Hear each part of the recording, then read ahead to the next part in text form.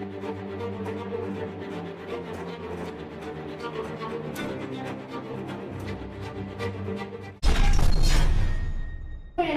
பரிசுத்தம் உண்டாவதாக. இன்னைக்கு ஏசப்பா நமக்காக நம்முடைய பாவத்துக்காக சிலுவையில மரிச்சாரு. அவர் சிலுவையில மரிக்கும் போது அவர் சொன்ன 7 வார்த்தைகளை நம்ம தியானிக்க போறோம். முதலாவது வார்த்தையான மன்னிப்புக்காக இன்னைக்கு நான் தியானிக்கிறேன். சோதரப்பா, பரலோகத்தில் இருக்கும் எங்கள் பிதாவே, உங்களுடைய வார்த்தைகளை தியானிக்குமான எங்கள் உங்களுடைய பிள்ளைகளை நீர் ஆசீர்வதியும். உங்களுடைய வார்த்தையின்படி மாம்சமான எங்களை வெளிப்படுத்தாமல் ஆவியானவர் நீங்கள் வெளிப்படையாக இருக்கிறோம். இயேசுவின் நாமத்தினால் ஜெபிக்கிறேன் ஜீவனுள்ள நல்ல பிதாவே, ஆமென். கர்த்தர் நம்மள மன்னிக்க சொன்னவரு, மன்னிக்கிறவரு, மன்னிச்சவரு.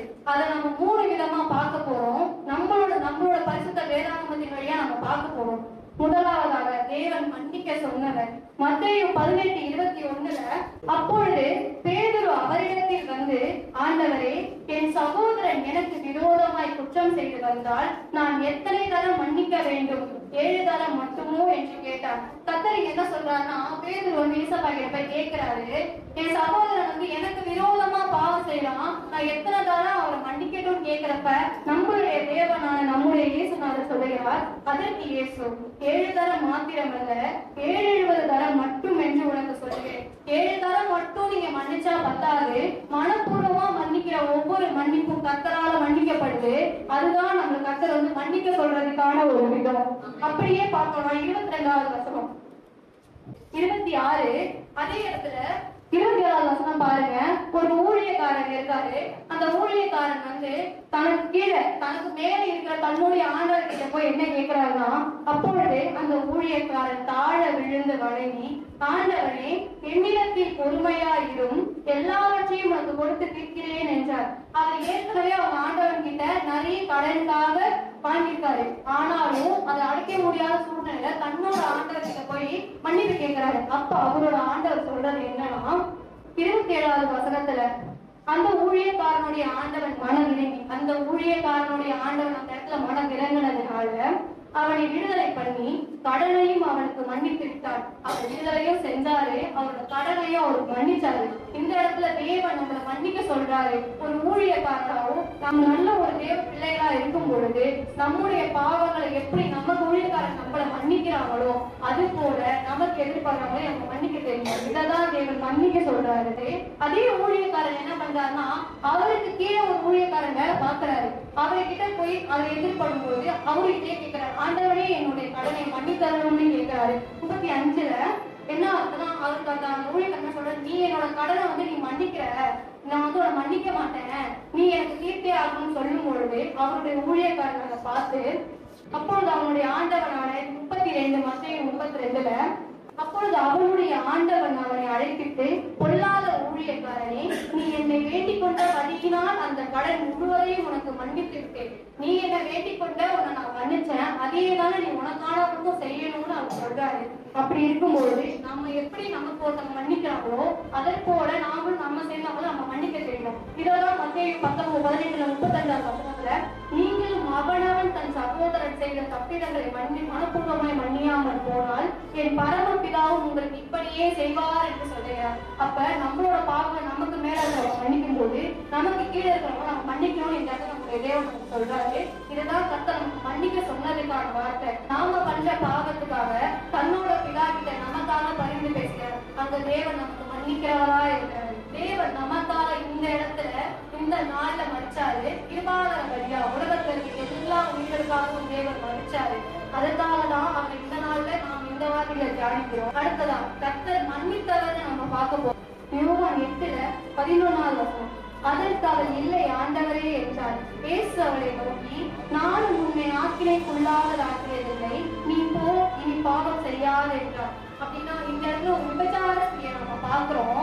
அங்க இருக்கிற ஊர்ல இருக்கிற ஒவ்வொரு கிராமத்துல இருக்கிற ஆண்களும் இவள் விபச்சாரம் செய்வதை நாங்கள் கண்ணும் களவுமாக கண்டுபிடித்தோம், இவர்களை நாம் கல்லாத இடத்தை கொள்ள வேண்டும்னு சொல்றாங்க. அந்த ஏசப்பா என்ன பண்றாருன்னா, அங்க நீங்க உம்மில் ஒருவன் உத்தமன் ஆனால் அந்த ஸ்திரியை கல்லெறிந்து கொள்ளுங்கள் என்று சொல்லுகிறார். அப்ப சின்னவர்ல இருந்து பெரியவங்க வரைக்கும் எந்த ஆணுமே கையில பாவத்தை அறிக்கையிடுகிறவன் பாவத்தை அறிக்கையால் வாழ்வடைய மாட்டான், அதை அறிக்கையிட்டு விட்டுவிடுகிறான். இயக்கம் பெறுவாங்க. நீதிபதிகள் 13வது அதிகாரத்துல 14வது வசனத்துல சொல்றபடிதான் தன்னுடைய பாவங்களை யாரு முழு வேண்டாம்னு சொல்லி அறிக்கைகிறாங்களோ அங்க இங்க நம்மளுடைய தேவனான நம்முடைய பிதா நம்மளை முழுமையாக மன்னிக்க.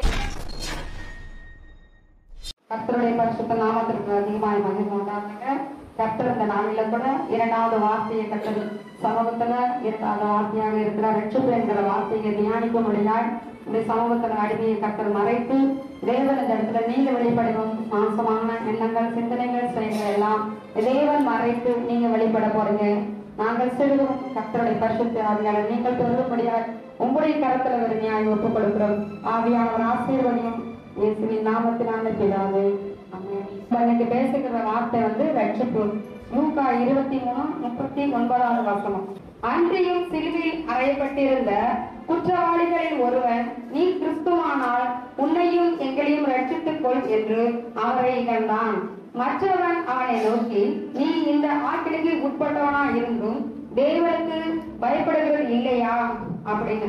அப்போ ஆண்டோட சமூகத்துக்கு முன்பாக ஒப்புக்கொடுத்து ஜெபிக்கிறப்போம் சிலுவையில் அறையும் போது ரெண்டு பக்கமும் ரெண்டு திருடர்கள் கள்ளர்கள் இருந்தார்கள் என்று வேதத்துல பார்க்கிறோம். அதுல ஒருத்தன் சொல்றான், சிலுவையில் அறையப்பட்டிருந்த உன்னையும் காப்பாத்திக்கோ என்னையும் காப்பாத்திக்கன்னு சொல்லி சொன்னான். அப்ப மற்றவன் சொன்னா, நம்ம இப்ப தப்பு செஞ்சோம், நம்ம தண்டனைக்கு உட்பட்டவர்களா இருக்கிறோம், தப்பு செய்யாத ஒருத்தர் அடிக்கப்படுறாருன்னு சொல்லிட்டு மற்றொருவர் சொல்றான், நாமும் நியமத்தின்படி தண்டிக்கப்படுகிறோம், நாம் நடத்துகளை குறிக்கத்தக்க பலனை அடைகிறோம், இவரோ தகாத ஒன்றையும் நடப்பிக்கவில்லையே என்று அவனை கடிந்து கொண்டு இயேசுவை நோக்கி, ஆண்டவரே, நீர் உம்முடைய ராஜ்யத்தில் வரும்போது அடியேனை நினைத்தருளும் என்றான். அப்ப ஆண்டவர் சமூகத்துல பார்ப்போம், ஒரு திருடன் உன்னையும் காப்பாத்திக்க என்னையும் காப்பாத்திக்கன்னு சொன்னான். ஆனா இன்னொரு திருடன் சொல்றான், நம்ம தப்பு பண்ணணும், அதனால நான் ஆண்டவர்கிட்ட ஒப்பு கொடுத்தோம், ஆனா தப்பு பண்ணாத ஆட்டுக்குட்டியாக நம்மளுடைய பூமியில சிந்தப்பட்ட அர்த்தத்துக்காக கர்த்தருக்கு கூட இந்த நேரத்தை நாங்க நன்றி சொல்லுகிறோம்.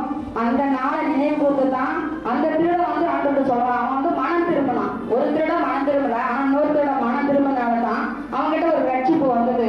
அப்ப இயேசு சொல்றாரு, இயேசு அவனை நோக்கி, இன்றைக்கு நீ என்னுடன் கூட பரதேசில் இருப்பாய் என்று மெய்யாகவே உனக்கு சொல்லுகிறேன். அப்ப ஒரு திருடன் ஆண்டவர் மன்னிச்சாரு. அப்ப மன்னிச்சனால அவன் மனசு மாறப்பட்டது. நம்ம செஞ்சது தப்பு உண்டான தண்டனை நம்ம அனுபவிக்கிறோம், தப்பு செய்யாத ஒருவர் நமக்காக அடிக்கப்படுகிறார் என்று உணர்ந்து அப்ப அந்த திருடன் அவன் சொல்றான். அப்போ ஆண்டோடைய வார்த்தை சொல்லுகிறது, ஒரு ஆத்மா மனம் திரும்பினால் பரலோக ராஜ்யம் சந்தோஷப்படுகிறது. அப்போ ஒரு ஆத்மா கூட கெட்டு போகிறது கர்த்தருடைய சித்தம் அல்ல. சகையை எண்ணப்பட்ட ஒரு மனுஷன் இருக்கிறான். அவன் எரிகோவில் பிரவேசித்து அதன் வழியாக கடந்து போகையில் ஆயக்காரனுக்கு தலைவனும் ஐஸ்வர்யனுமா இருந்த சகையில் எண்ணப்பட்ட ஒரு மனுஷன் இருந்தார் என்று வேதத்துல பார்க்கிறோம். இயேசு எப்படிப்பட்டவரோ என்று அவரை பார்க்க அவன் வகை தேடினான். நம்ம கூட தான் இப்ப எத்தனையோ முறை சபைக்கு வரணும், ஆனா கர்த்தருடைய வார்த்தையின்படி நடக்கணும்னு நினைக்கிறோம். ஆனா எப்படிப்பட்டவரோ என்று பார்க்கறது சத்தியத்தை என்ன பண்ணல, நம்ம தேடி போகல. ஆனாலும் அவன் செஞ்ச பாவத்தை எப்படியாச்சும் ஆண்டவர்கள் சொல்லணும், அவர் எப்படிப்பட்டவரோடு சொல்லணும்னு சொல்லிட்டு தன் குறைகளின் குற்றங்களை ஒப்புட்டு அவன் நீதிமான ஆகணும்னு நினைச்சதுனாலதான் அவன் எப்படிப்பட்டவரோ என்று பார்க்கறதுக்கு ஒரு வகை தேடினான் என்று பார்க்கிறோம். ஜனக்கூட்டத்தில் இயேசு எப்படிப்பட்டவரோ என்று பார்க்க வகை தேடினான்.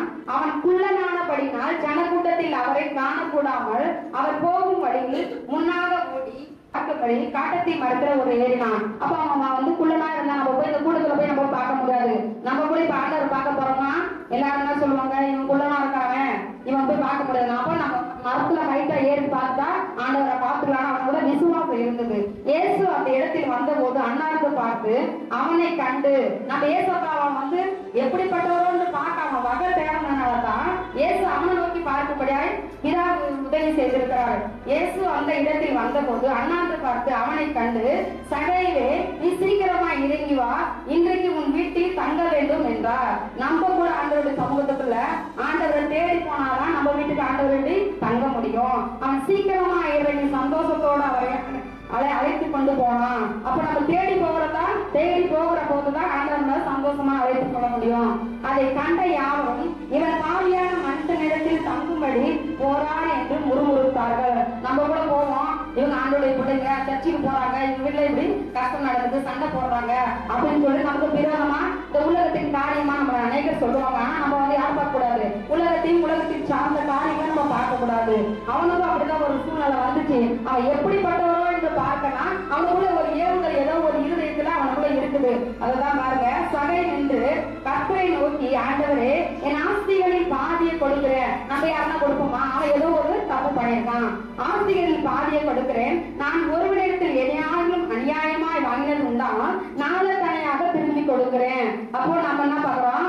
அவன் வந்து ஒரு தப்பு பண்ணிருக்கான், அநியாயமா ஜனம் கிட்ட வட்டிக்கு வாங்கியிருக்கான். அவன் என்ன செய்யறான்? நான் நாளை தனியா திரும்பி செலுத்துகிறேன் என்றார். இயேசு அவனை நோக்கி, இன்றைக்கு உன் வீட்டுக்கு ரட்சிப்பு. அவன் பாவத்தை ஒப்பு கொடுத்தவனால்தான், அவன் மனம் திரும்பினதான் அவனுக்கு என்ன வந்தது? அன்னைக்கு அந்த வீட்டுக்கு ரட்சிப்பு வந்தது. இவனுக்கும் ஆபிரகாமுக்கும் குமாரனா இருக்கிறான். அப்போ ஆபிரகாமுடைய சந்ததியா இருக்கிற நம்ம கூட குமாரனுக்கு, நம்மளோட குமாரனா ஆபிரகாமுடைய குமாரனா இருக்கிறானே. இழந்து போனதை தேடவும் ரட்சிக்கவுமே மனுஷகுமாரன் வந்திருக்கிறார் என்றார். அப்ப இழந்து போனதுன்னா அவன் எதை இழந்தான்? நிம்மதி இழந்திருப்பான். அநியாயமா நடைபெற்ற வட்டிக்கு வாங்கியிருப்பான். அவன் நிம்மதி இல்லாதிருப்பான், கஷ்டத்துல இருந்திருப்பான், பாட அனுபவிச்சிருப்பான். அந்த நாவலத்தனே அவன் கொடுக்கணும்னா அவன் பாவம் அந்த இடத்துல என்ன பண்ணிருக்க? மனம் திரும்பப்பட்டிருந்தது. அவன் மனம் திரும்புறப்போதான் அந்த வீட்டுல நினைச்சு ரட்சிப்பு வந்தது. அவன் முழுமையா ஆண்டத்தை ஒப்பு கொடுத்து சரண்டர் ஆயிட்டான். அதனாலதான் அவனுக்கு அந்த வீட்டுக்கு அன்னைக்கு ரட்சிப்பு வந்தது. வாசனை சொல்கிறது 10:9 யோவான்ல, நானே வாசல், என் வழியாய் ஒருவன் உட்பிரவேசித்தால் அவன் ரட்சிக்கப்படுவான். அவன் உள்ளும் புறமும் சென்று மேய்ச்சலை கண்டடைகிறான். அப்போ ஆண்டோடைய வார்த்தைக்கு செவி கொடுக்கிற போது ரட்சிப்பு உண்டு. ஆண்டோடைய சமூகத்துல பிரவேசிக்க முடியும், ரட்சிக்க முடியும். நம்மளோட உள்ள மட்டும் இல்ல, பின்புறமும் நம்மளை சுற்றி இருக்க எல்லா சூழ்நிலைகளையும் ஆண்டவர் வந்து நம்ம ரட்சிக்கிறவா இருக்கிறார். இப்ப நம்ம கூட இயேசுவை பிள்ளைங்க ஆலயத்துக்கு போறாங்க, சபைக்கு போறாங்க. எத்தனை பேர் நம்மளே சொல்லிப்போம், நம்ம செத்து போயிடலாம், நம்ம இப்படி பண்ணிக்கலாம், ஆண்டவர் நம்ம கூட தான் இருக்கிறாரு, நமக்கு இப்படியா நடக்குது, அதெல்லாம் நடக்கும். ஆனா அவங்க முழங்கால் படித்து ஜெபிச்சிருந்தா, அப்பொழுது அவர்கள் கர்த்தராகிய இயேசுவை விசுவாசி, அப்பொழுது நீயும் உன் வீட்டாரும் ரட்சிக்கப்படுவீர்கள். அப்படி இயேசுப்பா நம்ம துதிக்கிற ஆண்டவரே, ஒரு தயவாய் அடிமை மறைத்து என் தேவன் வெளிப்படுவதற்காக நன்றி. ஏதாவது குறைகள் இருந்தால் கர்த்தர் தயவாய் மன்னித்து நீங்க வெளிப்படுவாங்க. இயேசுவின் நாமத்தினாலே பிதாவே, ஆமென். பராமரிப்பு ஒவ்வொரு வருஷமும் நம்ம பேசுற வரமாகவே இந்த வருஷமும் நம்ம பராமரிப்பு வார்த்தையை நம்ம பேசுறோம். இன்னைக்கு நாள் என்ன பாத்தீங்கன்னா குட் ஃப்ரைடே. இந்த நாள் புனித வெள்ளின்னு சொல்லுவாங்க, பெரிய வெள்ளி என்று சொல்லுவாங்க. உலக சரித்திரத்திலே ஒரு மாற்றத்தை உண்டு பண்ணின நாள். சிலுவை தியானம், சிலுவையை பற்றி இந்த நாட்களில் நாம் தியானித்து, சிலுவையிலே ஆண்டவர் நமக்கு என்னென்னலாம் நமக்கு நன்மையை செய்தார் என்று சொல்லி இந்த நாட்டில் நம்ம தியானித்து கொண்டு வருகிறோம். பராமரிப்பு உலக பிரகாரமா பார்த்தோம்னா, தெருக்களை பராமரிப்பவர்கள் தூய்மை பணியாளர்கள் என்று சொல்வார்கள். அந்த தெருக்கெல்லாம் தூய்மை ஒரு பராமரிப்பு சொல்லுவாங்க. குடும்ப ஸ்திரீகள், தாய்மார்கள்லாம் பார்த்தீங்கன்னா தன்னுடைய வீட்டை வந்து பராமரிப்பு செய்து தூய்மையாக வைப்பார்கள். நம்மளுடைய சரீரம் 3 விதமா இருக்குது. சரீரம், நம்முடைய ஆன்மா, ஆவி, 3 விதமான தன்மைகள் நம்ம இயங்குறபடினா, நம்ம வந்து ஆண்ட பிதாவாகி தெய்வத்தால மண்ணால உருவாக்கப்பட்டு ஜீவ சுவாசத்தை உருவப்பட்டு நம்ம உருவாக்கப்பட்டு இப்படியா உருவாக்கப்பட்டு ஆதி ஆகமத்தை நம்ம பார்ப்போம். நம்ம சரீரத்தை நம்ம பராமரித்துக் கொள்வதற்கு நம்ம தலைக்கு சீக்காவோ ஷாம்பு யூஸ் பண்ணுவோம். நம்முடைய சரீரத்துக்கு சோப்பை நம்ம பயன்படுத்துவோம். அப்படி சொல்லிட்டு பராமரிப்பு நம்ம வந்து உலக பிரகாரமா நம்ம பார்க்கிறோம். இப்போ நம்ம ஆண்டவராகிய இயேசு கிறிஸ்து நம்ம எப்படி பராமரித்தார் என்று சொல்லி நம்ம பார்க்க போறோம். ஆமென், ஹல்லேலூயா. கொல்கதா மலையிலே குருசை சுமந்த அந்த நிலை, கொல்கதா மலையிலே குருசை சுமந்த அந்த நிலை,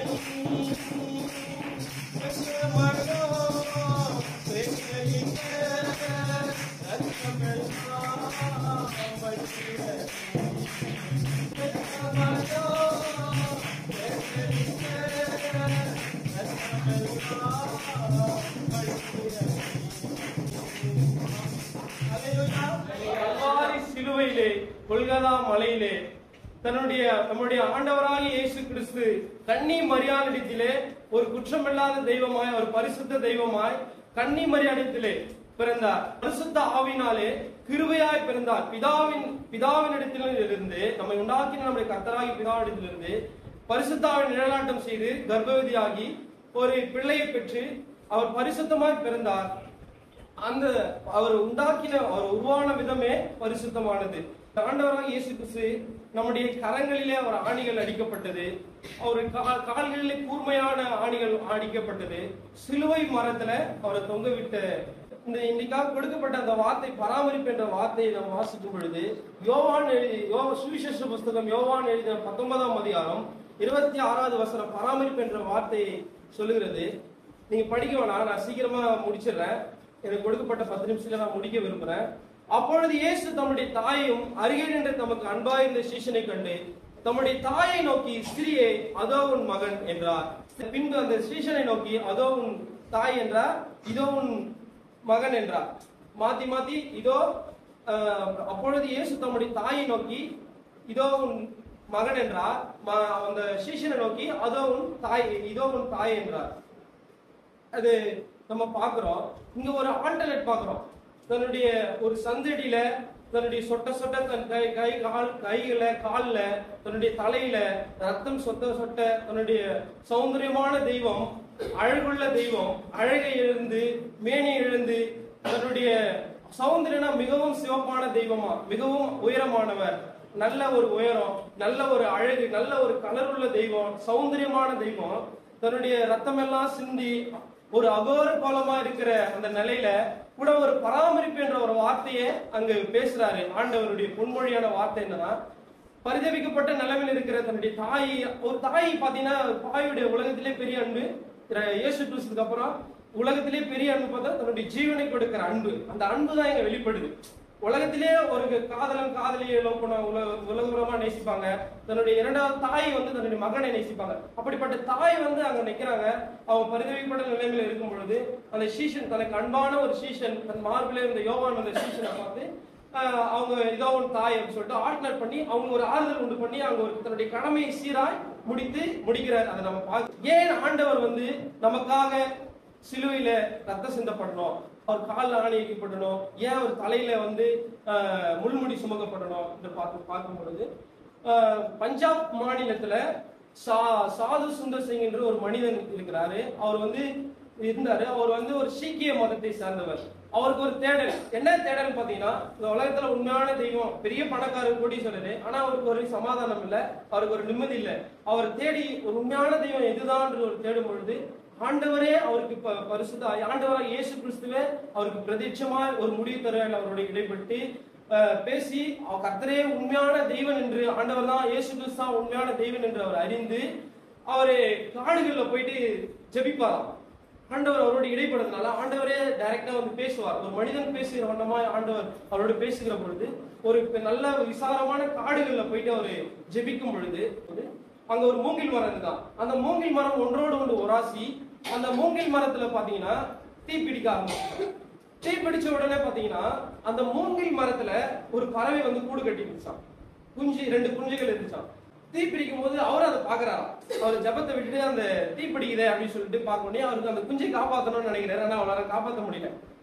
பக்கத்துல தான் இருக்குது, தீ அதிகமா இருக்கிறதுனால காப்பாற்ற முடியல. அது எரியிற சமயத்துல அந்த தாய் பறவை வந்துச்சு. அந்த இடத்துல அது ஒரே சத்தமிட்டு ஒரே கத்திங்க நடந்த உடனே அது தீ அந்த அந்த பறவையினுடைய கூடை பற்றி பிடிக்க போது, பற்றி பிடிக்கிற சமயத்துல அந்த தாய் பறவை என்ன பண்ணிச்சுங்களா, கூட்டுல போயிட்டு அந்த தாய் பறவை போய் அமர்ந்துச்சான். அந்த தாய் பறவை பாத்தீங்கன்னா கரைக்கு போயிடுச்சு.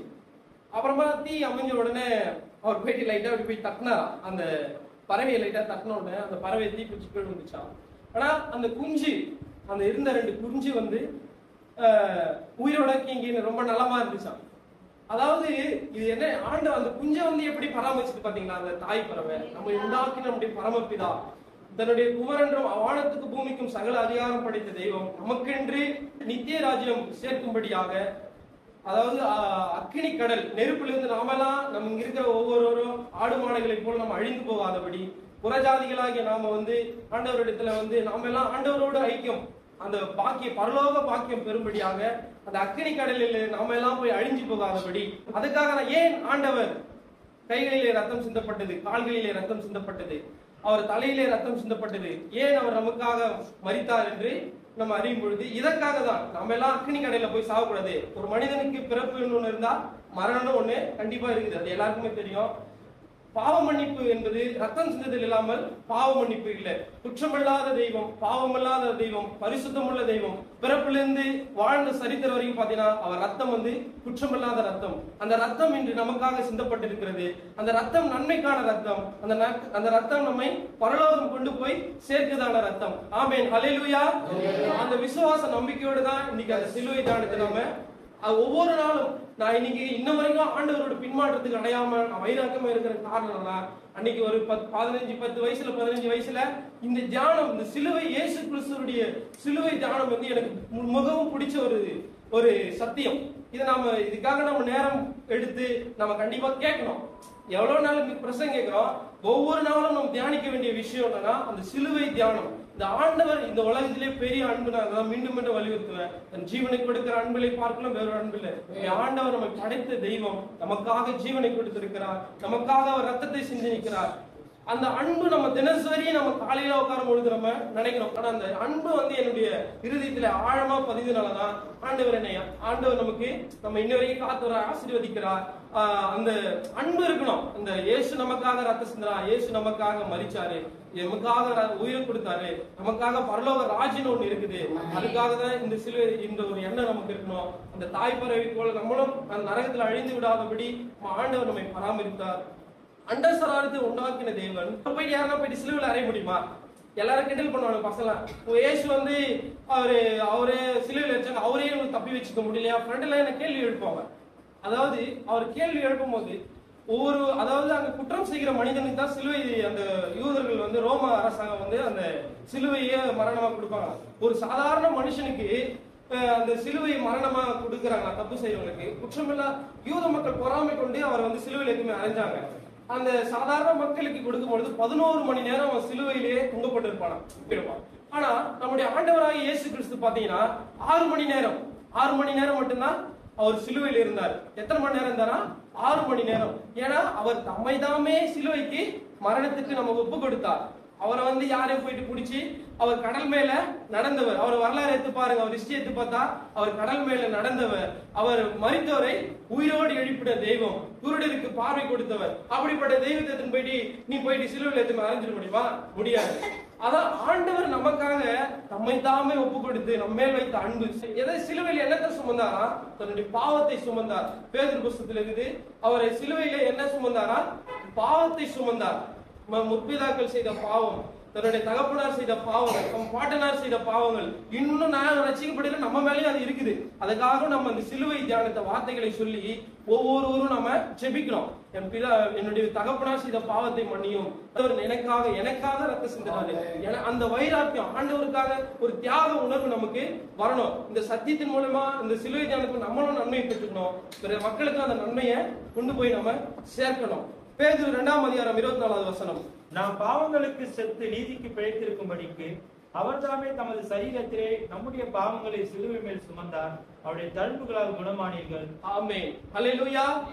அவர் தழும்புல நமக்கு என்ன உண்டு? குணம் உண்டு. எல்லா பிரச்சனைக்கும் சொல்யூஷன் நம்ம ஆண்டவர் கிட்ட உண்டு. அதை நம்ம யாருமே பயன்படுத்துறது கிடையாது. எல்லாத்துக்கும் சொல்யூஷன் யாருக்கிட்ட இருக்குது?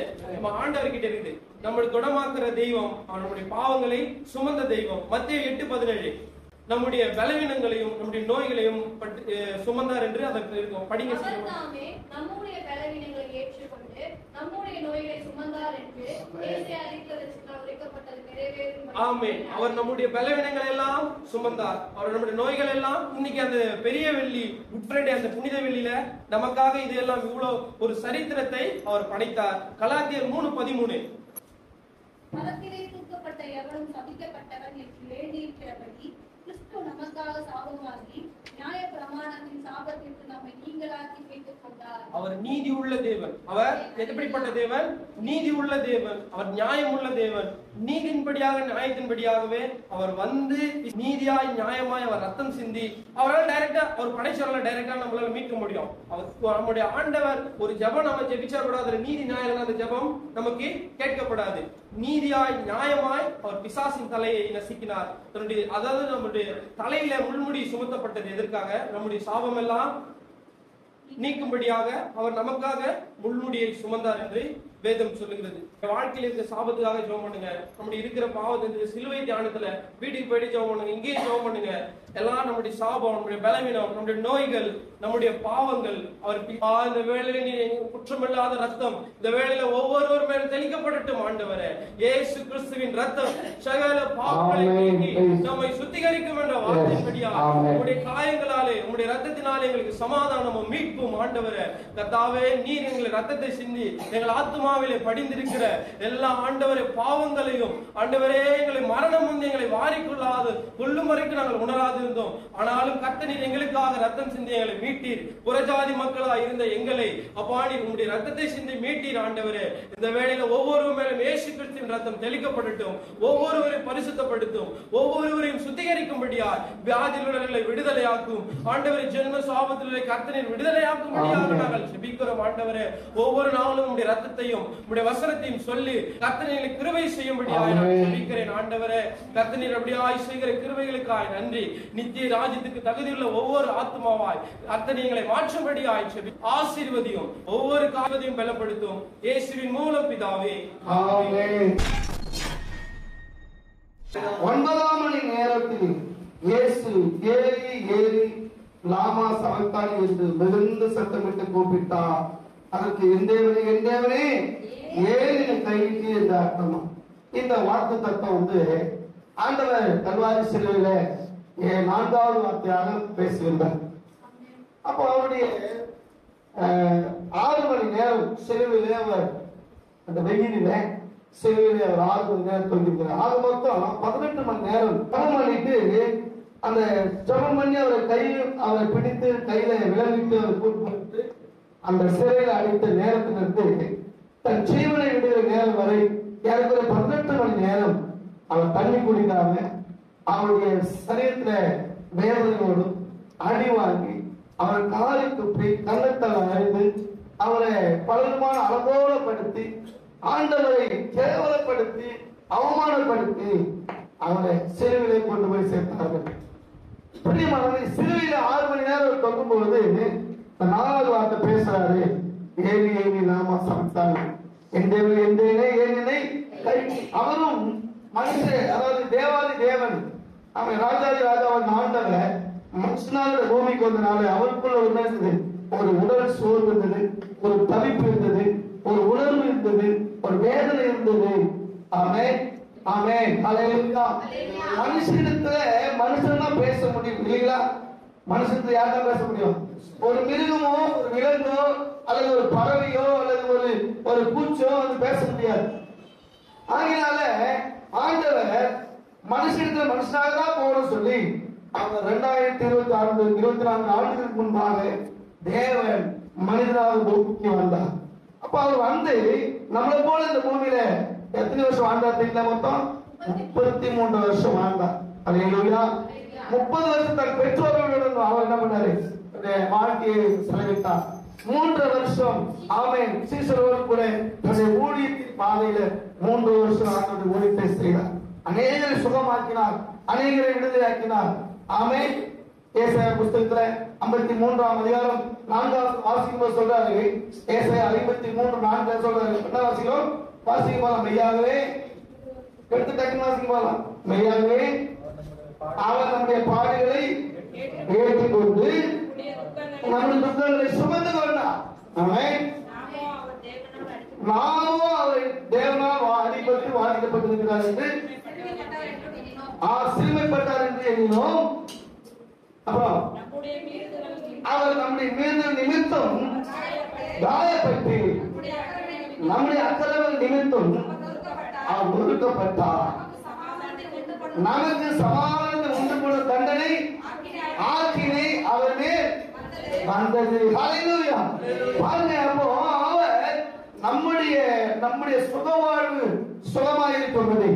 இந்த பூமியில ஆதாம் ஏவாள் அவர் மூலமாய் தேவனுடைய உறவு துண்டிக்கப்பட்ட அந்த உறவை, முந்தின ஆதாம் மூலமாய் துண்டிக்கப்பட்ட அந்த உறவை மீண்டும் பிந்தின ஆதாமாகிய இயேசு கிறிஸ்து மூலமாய் அதை சேர்க்கும்படியாக தேவனுக்கும் மனுஷனுக்குள்ள உறவை மறுபடி புதுப்பிக்கும்படியாக இயேசு கிறிஸ்துவாகிய ஆண்டவர் மனிதனாக வந்தார். ஆமென். ஹல்லேலூயா. சொல்லுங்க அல்லேலூயா. அதனால்தான் அந்த வசனம் சொல்கிறது, அவர் நீங்க எடுத்து வாசித்து பாருங்க. ஆதியாகமம் புத்தகம் 2ஆம் அதிகாரம் 2ஆம் வசனம் வாசித்தீங்கன்னா, தேவன் தாம் செய்த தம்முடைய கிரியையை தேவன் தாம் செய்த தம்முடைய கிரியை 7ஆம் நாளில் நிறைவேற்றி தாம் உண்டாக்கின தம்முடைய கிரியை எல்லாம் முடித்த பின்பு 7ஆம் நாளிலே ஓய்ந்திருந்தார். 7ஆம் நாளிலே ஓய்ந்திருந்தார். அப்படியே அர்த்தம், பழைய ஏற்பாட்டு காலத்துல பிதாவாகிய தேவன் எல்லாருக்கும் செய்து முடித்தார். புதிய ஏற்பாட்டு காலத்துல நம்முடைய ஆண்டவராகிய இயேசு கிறிஸ்துவும் மனுஷனுக்கு தேவையான அனைத்து அவர் செய்து முடித்தார். நம்முடைய பாடுகளை அவர் ஏற்றுக்கொண்டு, நம்முடைய துன்பங்களை சுமந்து கொண்டு, நம்முடைய சமாதானத்தை நம்முடைய வாழ்க்கையை சமாதானம் உண்டு பண்ணும் ஆக்கிரை தண்டனை அவர் அனுபவித்தார். அதனால்தான் அவர் வாழ்க்கையில ஒரு தவிப்பு வந்தது. அல்லேலூயா. பாருங்க, ஒரு நாள் செவ்வாய்க்கிழமை நம்ம டயசிஸ்க்காக ஜெபம் பண்ணுறது திடீர்னு வீட்டுக்கு போயிட்டேன். வீட்டுக்கு போயிட்டா வீட்டுக்கு போனா அங்க உடம்பு சரியில்லை ஜெபம் பண்ணிட்டு வந்தேன். அன்னைக்கு நைட்டு சுகமா இருந்து ஹாஸ்பிட்டல்லாம் போயிட்டாங்க. அதுக்கப்புறம் நம்ம விஷயம் தெரிஞ்சு மறுபடியும் அவரை போய் பார்த்து பேசி அந்த இங்க மருந்து கொடுத்தா சரியாயிடும் அப்படின்னு சொல்ல பாருங்க. அந்த மருந்து கொடுக்க போற அன்னைக்கு பாத்தீங்கன்னா சகோதரர்கள் ரொம்ப முடியல. சபம் பண்ணிட்டு நாங்க போய் அந்த மருந்து வாங்கி கொடுத்து வித்தின் 1 hourல ஆண்டவர் அந்த மருந்து சுகத்தை கொடுத்தாங்க. அப்படி தவிச்சு, அதாவது எப்படி இருப்பாங்கன்னா ரொம்ப சோர்ந்து போய் முகலாம் வாடி போய் ரொம்ப பரிமாணமா இருந்தாங்க. கத்த நல்ல ஒரு போற சுகத்தை கொடுத்தாங்க. இன்னை வந்து கத்த செய்வோம். அது சமைக்கும் போதுதான் தெரியும் நமக்கு எவ்வளவு கஷ்டம் இருக்குது. ஒரு வியாதி நம்ம தவிர்க்க மாட்டேன், சில கடத்துல மாட்டிட்டு தவிர்க்க மாட்டேன், சில வீட்டுல நல்ல காரியங்களை நன்மையான காரியங்களை வச்சுட்டு ஒரு விசேஷங்களை வச்சுட்டு நம்ம கொஞ்சம் பணம் இல்லாம சில சூழ்நிலை எல்லாத்தையும் நம்ம ஓய்வு நம்ம செய்யும் தவிர்க்க மாட்டல. சாதாரணமா இந்த உலக வேலையிலேயே நம்ம கொஞ்சம் கஷ்டப்படும் போது ஒரு ஆண்டவர் இயேசு கிறிஸ்து அகில உலகத்துடைய எல்லாருடைய பாவங்களை தன்மையில சுமந்து கொண்டு அவன் வெயிலே தன் ஜீவனை விடும்போது, தன் ரத்தத்தை சிந்தும் போது, அந்த அந்த அடிகள் பற்றி அந்த வேதனையில அந்த வேதனை அவர் துடிக்கும் போது பாத்தீங்கன்னா அந்த அப்படிப்பட்ட ஒரு வேதனை. அதனாலதான் மனசு சொல்றாரு, எங்கேயுமே ஏன் என்னை கைவிட்டினான்றவரு. அல்லேலூயா, அல்லேலூயா. நம்ம பாஸ்டர் ஹாஸ்பிட்டல் வச்சிருக்கும் போது அப்படிதான் நான் தவிச்சேன். நெருப்புமே நடக்கிற மாதிரி நடந்தேன். எத்தனையோ ஹாஸ்பிட்டல் போய் பார்த்தேன், ஒரு ஹாஸ்பிட்டல் அவங்களுக்கு ட்ரீட்மெண்ட் எடுக்க முடியும். ஆனா கத்தனை பெருமை நான் குறிப்பிட்ட ஒரு ஹாஸ்பிட்டல் வேலூர்ல, அந்த ஹாஸ்பிட்டல் கரெக்டா போய் சோதனை ஆபரேஷன் பண்ணி எவ்வளவு பணம் செலவாகி ஆபரேஷன் பண்ணு. அவன் ஆண்டவர் ஒரு ஞானத்தை கொடுத்தார்.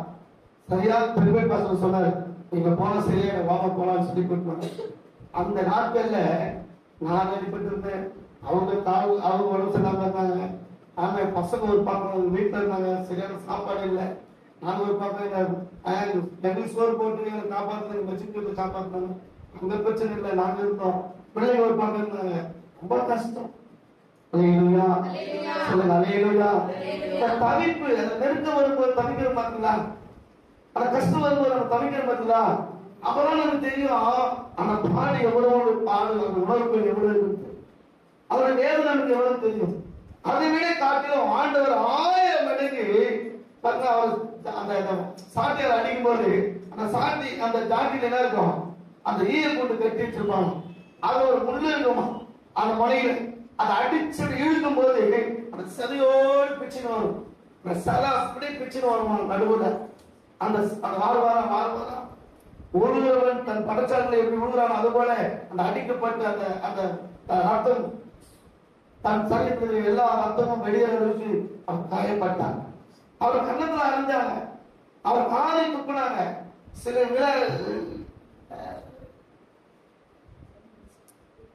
முள்முடி தலையில வச்சு ரொம்ப அடிச்சாங்க. எல்லாரும் வேதனை தாங்க. இந்த வேதனையில் தான் சொல்றாரு, ஆண்டவரே என்னை கைவிட்டு பிரியமானவரே, நம்முடைய அவர் வேதனை அடைந்ததாங்க, நம்முடைய வேதனை அவருக்கு இருந்ததை தெரியும். அதனால உங்களுக்கு வேதனை இருப்பீங்களா, உங்களுக்கு நெருக்கத்தில் இருப்பீங்களா, உங்கள் கஷ்டத்தில் இருப்பீங்களா, ஆண்டவர் இன்றைக்கு அவர் தடமுள்ள காரணம் உங்களை தொட்டு உங்களை சுகமாக்குவார்.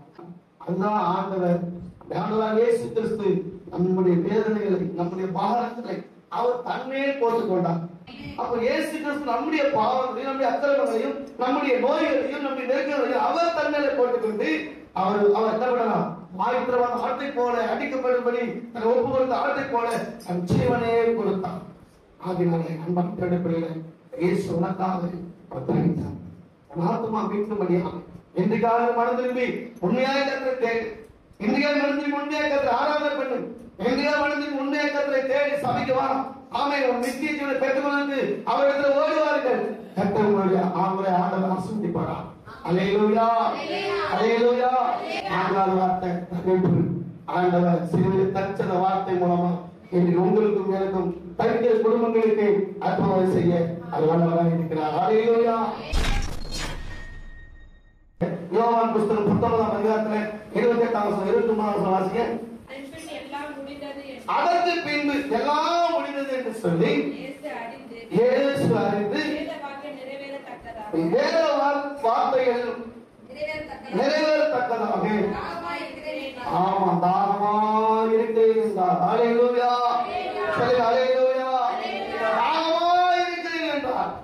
2 தாகம் இருக்கு. ஒன்று, ஆமென், இந்த உலகத்தில் இருக்கிற ஆண்களை, உலகத்தில் இருக்கிற அக்கிரமங்களை, உலகத்தில் இருக்கிற அநியாயங்களை நினைச்சு ஐயோ எங்க பார்த்தாலும் விக்கிரகாரம், எங்க பார்த்தாலும் ஜனங்கள் பாவம் செய்யறாங்க, எங்க பார்த்தாலும் ஜனங்கள் அழிந்து போகிறாங்க. இப்படிப்பட்ட ஒரு பெரிய தாகம். அவங்க சொன்னாரு, ஓ தாகம் உள்ளவர்களே எல்லாத்துல வாருங்க, இலவசமா என்ன பண்ணுங்க, பெற்றுக்கொள்ளுங்க, அந்த பருங்க. ஆமென், அல்லேலூயா. ஆமா, இன்னைக்கு எவ்வளவு கிராமத்துல ஜனங்கள் தாகத்தோடு இருக்கிறாங்க. பிரியமானவர்களே, நல்ல சமாதானம் இல்லை, நல்ல வசதி வாய்ப்பு இல்லை, சந்தோஷம் இல்லை, அனைத்து சுகம் இல்லை, குடும்பம் இல்லை, சொத்து சுகம் இல்லாம அமைதி ஜனங்கள் எவ்வளவு சீக்கிரத்து கொடுக்குறாங்க. எங்க அம்மாவட்டத்துல இந்த மக்களை பார்த்தா சொல்றாங்க, தாகமா இருக்கு, நீங்க எல்லாரும் பேசுறதுக்கு ஒரு தாகம். ஆமென், அல்லேலூயா. யோவான் 4ஆம் அதிகாரம் எடுத்து வாசிக்க. அது என்ன சொல்றாரு? வாசிங்க.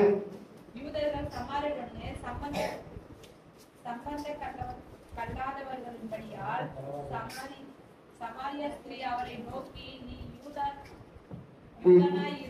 யூதனாய் இருக்க சமாரியா ஸ்திரீயாக என்னிடத்தில் தாகத்துக்காக எப்படி என்று கேட்கலாம் என்றார். பிரதியுத்தரமாக, தேவனுடைய ஈவையும் தாகத்துக்காக இங்க 13 வாசிங்க. இயேசு அவருக்கு பிரதியுத்தரமாக, இந்த தண்ணீரை குடிக்கிறவனுக்கு மறுபடியும் தாகம் உண்டாகும். ஆமா, இந்த தண்ணீரை குடிக்கிறவனுக்கு மறுபடியும் தாகம் உண்டாகும். நான் கொடுக்கும் தண்ணீரை குடிக்கிறவனுக்கோ என்னவா? ஒரு காலம் தாகம் உண்டாகாது. அல்லேலூயா. ஏன் நம்ம அந்த சமாரியா ஸ்திரீ, சமாரியா நாட்டு வழியா ஆண்டவர் அந்த பக்கம் போற, அங்க யாக்கோபின் கிணற்று உட்காரு, தண்ணி கேட்கிறாரு. சமாரியா ஸ்திரீ தண்ணி வராங்க. சமாரியா நாட்ட ஒரு பெண் வராங்க. அந்த அம்மா பேரு சமாரியா பேர் கொண்ட அந்த ஊர்ல இருக்கிறதுனால சமாரியா ஸ்திரீ அங்க எழுதப்பட்டிருக்கு. நீங்க எப்பவுமே தண்ணி எப்ப எடுப்பாங்க? ஒண்ணு காலையில எடுப்பாங்க. கணக்கு இப்பதான் குழந்தை வந்துச்சு எல்லா வீட்டுக்கும். அதுக்கு முன்ன காலையில தண்ணி போய் எடுப்பாங்க, இல்லைன்னா எப்ப எடுப்பாங்க? சாயங்காலம் எடுப்பாங்க. இல்லையா? இந்த மதியம் வர இல்லை, அவங்க எப்ப எடுப்பாங்க? காலத்துக்குவாங்க. ஊருக்கு தெரியாத ஜனங்கள் நடமாட்டம் இல்லாத அங்க இருக்கிற அந்த மதியான டைம்ல, அந்த வெயில் டைம்ல போய் யாரு போனா ஊர்ல பாவம் பண்றவங்க, ஜனங்களுக்கு தெரியாம தவறான வாழ்க்கை நடைமுறையில போறவங்க தான் இந்த மாதிரி தண்ணி எடுத்து வருவாங்க. இந்த அம்மாவுக்கு யாருன்னா சமாரியா ஊர்ல அந்த அம்மாவுக்கு அவங்க பேரு பாருங்க. அது மேல பார்த்தீங்கன்னா சொல்றாரு, 12 சொல்றாரு, 17 அதற்கு அந்த ஸ்திரீ, எனக்கு புருஷன் இல்லை என்றால் இயேசு அவரை நோக்கி, எனக்கு புருஷன் இல்லை என்று நீ சொன்னது சரிதான், எப்படி எனக்கு 5 புருஷர் இருந்தார்கள். அல்லேலூயா. 5 புருஷர் உனக்கு இருந்தார்கள். அதுதான் ஆவின்ற அர்த்தம். ஊருக்கு தெரியாம அவங்க எத்தனை பேர் கூட வாழ்க்கை பண்றாங்க? 5 பேரோட வாழ்க்கை நடத்திட்டாங்க. ஆனா கடைசியில் சொல்றாரு, இப்ப இருக்கிறாங்க அவங்களுக்கு புருஷன் கிடையாது. கடைசியா ஒருத்தண்ட மாட்டேங்கிறான் அம்மா. அவனோட புருஷன் இல்ல. இந்த அம்மா இதை சொன்ன உடனே ஆண்டவரை அவங்க ருசித்தாங்க. அல்லேலூயா. மெய்யான தீர்க்கதரிசி என்று அறிந்து கொண்டாங்க. அல்லேலூயா. பாருங்க, இந்த நீ அந்த அம்மா சொல்றாரு, இந்த அம்மா சொல்றாங்க, யூதனா இருக்க சமாரிய இடத்துல எப்படி தண்ணி கேட்கலாம்? ஆனா அந்த ஆண்டவர் சொல்றாரு, நீ கொடுத்த தண்ணி அடிக்கடி தாகம் இருக்கும், நான் கொடுத்த தண்ணியும் ஒரு காலம் தாகம் காக்க. ஏசப்பா நமக்கு கொடுக்கிற தண்ணி என்ன தண்ணி? தாகம் எடுக்காத தண்ணி. அல்லேலூயா. சொல்லுங்க அல்லேலூயா. பாருங்க, இந்த ஃபில்டர் தண்ணி பாத்தீங்கன்னா கேன் தண்ணி குடிச்சே தாகம் எடுத்து சொல்லலாம் முடியலாம். கத்தருக்கு ஆமென். அல்லேலூயா.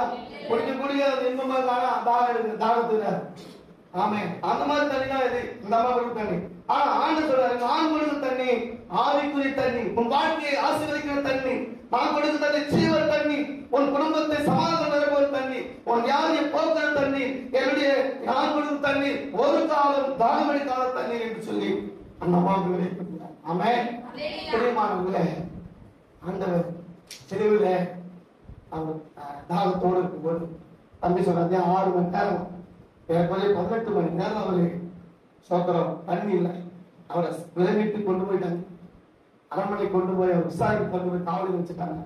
காவலில் வச்சுட்டு அந்த டைம்ல இருந்து சிலுவையில ஜீவன் வரை ஏறக்குறைய 18 மணி நேரம் அவர் தண்ணி கொடுக்கல, அவர் ஆகாரம் கொடுக்கல, அவரை அடிச்சு துன்பப்படுத்தி அவர் வேதப்படுத்தினாங்க. அதனால அந்த 18 மணி நேரம் தண்ணி குடிக்காம இருக்குதான் தண்ணி கேட்கல. தண்ணி கேட்கும் போது அவங்க 8 மணி நேரம் கொடுக்குறாங்க தெரியுமா? கசப்புல இருந்து காளான் அர்த்தம், கசப்புல அர்த்தம். ஒரு காடியில கசப்புல இருந்த காளான் தோய்த்து போய்க்கப்பட்ட தண்ணி கொடுக்குறாங்க. அதனாலதான் தண்ணி இந்த காளான் தோய்த்து தண்ணி இடம்னா இருக்கும், கசப்பா மாறிடும். அது வாயில் இருக்கும்போது அந்த வாயில் வைக்கிறாங்க, அதை குடிக்கிறாரு, அது கசப்பா இருக்கிறது. இன்னைக்கு அநேக மக்கள் அப்படிதான் ஆண்டவருக்கு சொல்றோம், நல்ல ஜீவ தண்ணீராய் வாழ வேண்டிய நாம் நீங்க அநேக கசப்பான வாழ்க்கை வாழ்ந்து கொண்டிருக்கிறோம். பாவத்தினால கசப்பு உண்டாகிறோம். அவன் நம்முடைய தவறான வாழ்க்கை மூலமாக, தவறான எண்ணங்கள் மூலமாக நாம் இன்றைக்கு அநேக வாழ்விலே ஆண்டவருக்கு பிரிவில்லாத கசப்பான வாழ்க்கை வாழ்ந்து கொண்டிருக்கிறோம். கசப்பில் இருந்த காடி என்று வாசிக்கிறோம். அதே போல இன்னைக்கு நம்முடைய வாழ்வு கசப்பிலிருந்த வாழ்வா இருக்கிறது. ஆமென். பாருங்க, பழைய காலத்துல பாத்தீங்கன்னா மோசே வழிநடத்தும் போது இஸ்ரவேல் ஜனங்கள் மாறான ஒரு இடத்துக்கு வந்தாங்க. அங்க தண்ணி அள்ளி குடிக்கிற 3 நாள் தண்ணி இல்ல. ஆடு மாடு மிருக ஜீவன் யாரும் தண்ணி குடிக்க முடியல. ஹல்லேலூயா. தண்ணி குடிக்கல. இவங்க வேகமா போயிட்டு தண்ணியை கிடைக்கல. 3 நாள் அழைத்து தெரியல, தண்ணி கிடைக்கல. ஆனா லாஸ்ட் அவர் இடத்துல வராங்க, மாறாயிரத்துக்கு வராங்க. அந்த மாறாயிரத்துக்கு வந்தா தண்ணி அங்க இருக்கிறது. போய் அள்ளி குடிக்கிறாங்க, அவங்க தண்ணி குடிக்கும். ஏன்? தண்ணி கசப்பா இருக்குது. உடனே மோசே ஆண்ட சொல்றாரு, மோசே ஒரு மரத்தை பார்க்கலாம், மரத்தை தந்து விட்டு தண்ணியில போறான். ஒரு கிளையில போட்டோட தண்ணிலாம் எடுத்துங்க அப்படின்னா இன்பமாய் மதுரமாய் மாறிடும். அல்லேலூயா, அல்லேலூயா. அப்போ இயேசு கிறிஸ்து தான் மரம். இன்னைக்கு நம்ம வாழ்க்கையில கூட நம்ம கசப்பாக இருக்கிறானால் இன்றைக்கு நம்ம வாழ்க்கை இயேசுவை நம்ம வாழ்க்கை கொண்டு வரும்போது அந்த கசப்பான வாழ்க்கை மதுரமாய் மாறும். ஆமென்.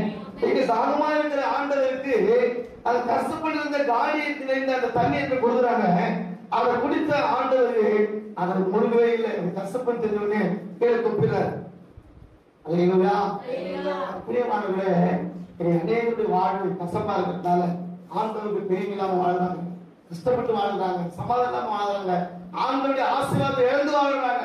தேவனை சரியாக தேடாதது நம்ம மேல கசப்பு, கர்த்தருக்கு கீழ்ப்படியாதது நம்ம மேல கசப்பு உண்டாகிறது, தேவனுக்கு பிரியமா இல்லாதது நம்ம மேல கசப்பு உண்டாகிறது. ஆகினாலே கசப்பு நிறைந்த காளான் நிறைந்த காடியை போல நாம் விராதபடிக்கு தேவனுடைய தாகத்தை தீர்க்கிற தேவ பிள்ளைகளால், தேவனுடைய சித்தத்தை செய்கிற தேவ பிள்ளைகளால், தேவனுக்கு பிரசுத்தமான தேவ பிள்ளைகளால், தேவனுக்கு பயந்து நடக்கிற மக்களாய் நாம் வாழ்வோம். அல்லேலூயா. அந்த தாகத்தை தீர்க்கிற மக்களாக நாம் மாறும். ஆமென். அந்த தாகம் என்ன தெரியுமா? எல்லாரும் மனதிரும்ப வேண்டும் என்பதை தேவனுடைய தாகம், எல்லாரும் ரட்சிக்கப்பட என்பதே அவருடைய தாகம், எல்லாரும் இயேசுவை அறிந்து கொள்ள என்பதே அவருடைய தாகம். அல்லேலூயா. அந்த தாகம் தீர்க்கிற தேவ பிள்ளைகளாக நாம் வாழும். கர்த்தரை ஆசீர்வதிப்பாராக. அல்லேலூயா. ஆமென். கர்த்தர் நாமத்தில் மகிமை உண்டாகட்டும். ஆமென். இந்த 2 வார்த்தை கர்த்தர் ஆசீர்வதிப்பாராக. பிதாவே பிள்ளைகளுக்கு தாகத்தை பற்றியும் தவிப்பு பற்றியும் கர்த்தருடைய வார்த்தையை நான் பேசியிருக்கிறோம். பிள்ளைகளுக்கு ஏற்றபடி புரிஞ்சிருக்கு என்று நான் விசுவாசிக்கிறேன். அவங்க தவிக்கிற வேலையில நீங்க எப்படி இந்த பாரசீகத்தை சமைச்சீங்களோ அதுபோல இன்னைக்கு யாரெல்லாம் தந்த குடும்பத்துடைய பிரச்சனைக்காக சரித்திரத்தை வேதனைக்காக தவித்துக் கொண்டிருக்கிறார்கள். அவருக்கு சுகம் உண்டாகட்டும் ஆண்டவரே. அற்புதம் நடக்கட்டும்.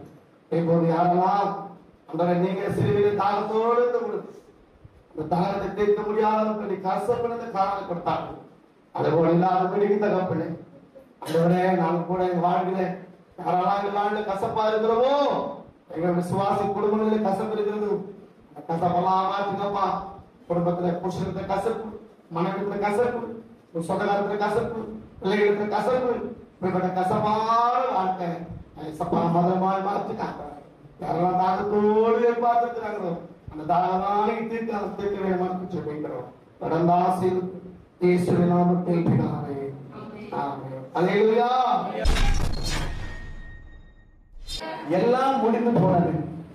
நேரம் முடிஞ்சு போச்சு, வசனம் முடிஞ்சு போச்சு, பொழுது முடிஞ்சு போச்சு, எல்லாமே முடிஞ்சு போச்சு.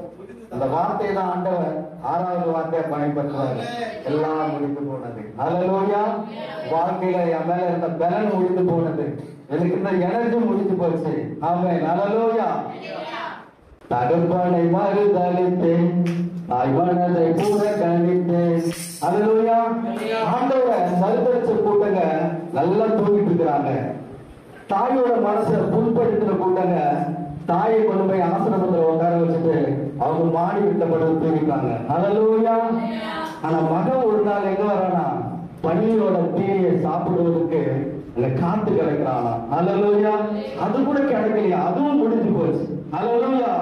தகப்பனை மறுதலித்தேன், தாய்மனதை கூட கணித்தேன், பள்ளியை தேடி பசியான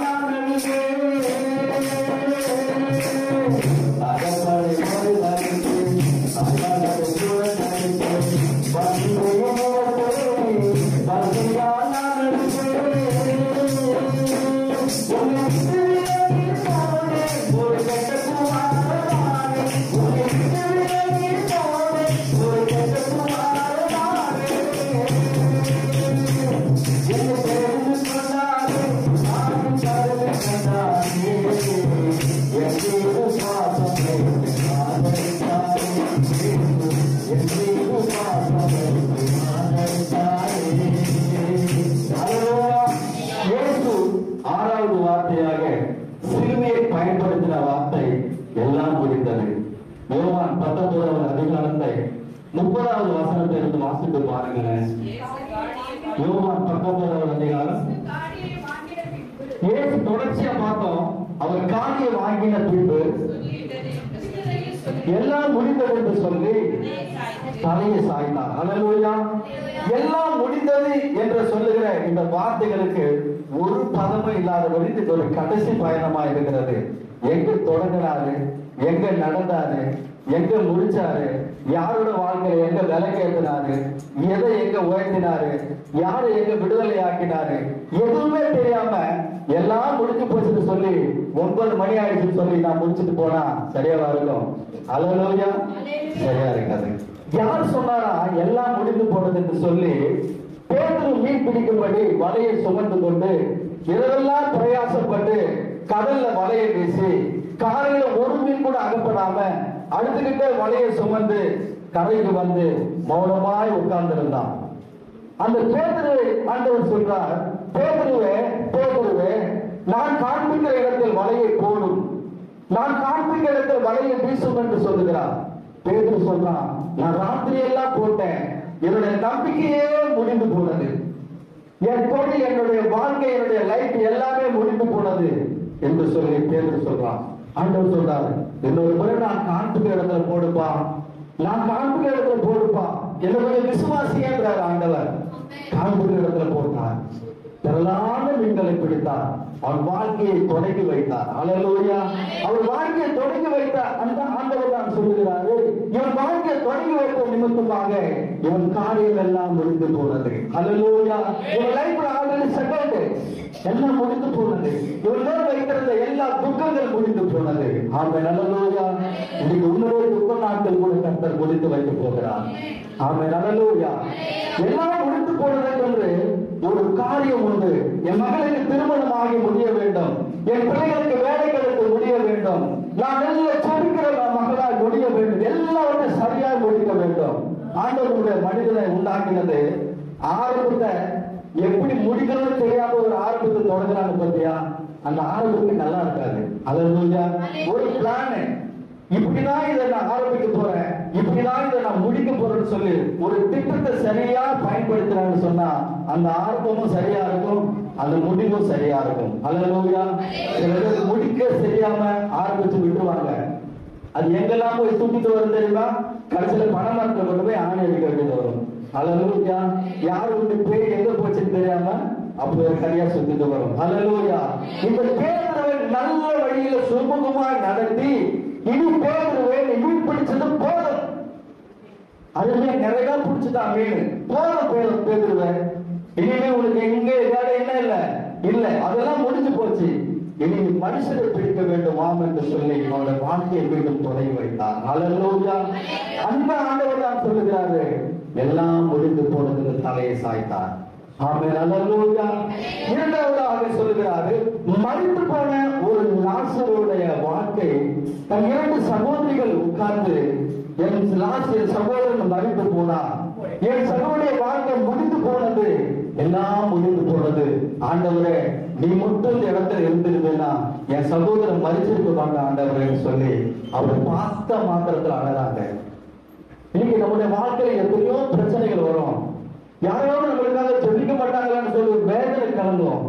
ஆனா ஆண்டவர் அருமையான ஊழியக்காரர் திடீர்னு அந்த வழியில பார்த்த உடனே நம்மளுக்கு ஒரு சந்தோஷம் வரும். பத்தியா, பரவாயில்ல பாஸ்டர் வந்துட்டாரு, இனி எனக்கு பயம் இல்லை, இப்படியாக நான் பழிச்சுக்கிறேன், என்ன ஜெபிப்பாரு, எனக்காக ஜெபம் பண்ணுவாரு அப்படின்னு சொல்லப்பட்ட அப்படிப்பட்ட காரியத்தை தான் இயேசுவை பார்த்த இடத்தில் நமாட்டான பழியாலும் அழுதார்கள். நீ மட்டும் இந்த இடத்துல இருந்திருந்தா என் சகோதரன் உயிர்த்தெடுப்பாண்டவரை எல்லாம் முடிந்து போனது. ஹல்லேலூயா. ஆண்டவர் கேட்கிறாரு, அவன் எங்க வைத்திருக்கிறான் காண்பீர்கள் என்று கேட்கிறான். அவங்க சொல்றாங்க, அவனை மனித இடத்தில் காண்பித்து 4 நாட்கள் ஆனது, அவன் பிறமானது 4 போயிருக்கும் என்று சொன்னான். நம்முடைய வாழ்க்கை கூட சரியா நடத்த முடியாதபடி, சரியா திட்டமா வகையறுக்க முடியாதபடி, சரியா நம்முடைய காரியங்களை தொடங்க முடியாதபடி நம்முடைய வாழ்க்கையை நாட்டம் எடுத்த வாழ்க்கையை போல கேள்வியின் கிண்டலமாய் போயிருக்கும். ஹல்லேலூயா. இன்னைக்கு ஆண்டவர், இன்னைக்கு நம்ம அடிமையா இருக்கிற நம்மை ஆண்டவர் ஒரு பக்கத்தில் மீட்டார், நம்மை அடிமையை நடத்திருந்த ஜனங்களை இன்னொரு பக்கம் துரத்தி விட்டார். ஹல்லேலூயா. அவங்க மட்டும் துரத்தாம இருந்திருந்தாங்கன்னா இன்னும் நம்ம அவங்களுக்கு அடிமையா இருந்திருப்போம். பாபேல் கோபுரத்தை கட்டினாங்க. பாபேல் கோபுரத்தை கட்டும்போது அந்த பாபேல் கோபுரத்தை கட்டுகிற ஜனங்கள் மத்தியில் ஆண்டவர் பல பாஷைகள் நிரப்பி சிதறடிக்கும்படி செய்தாராம். ஏன் தெரியுமா?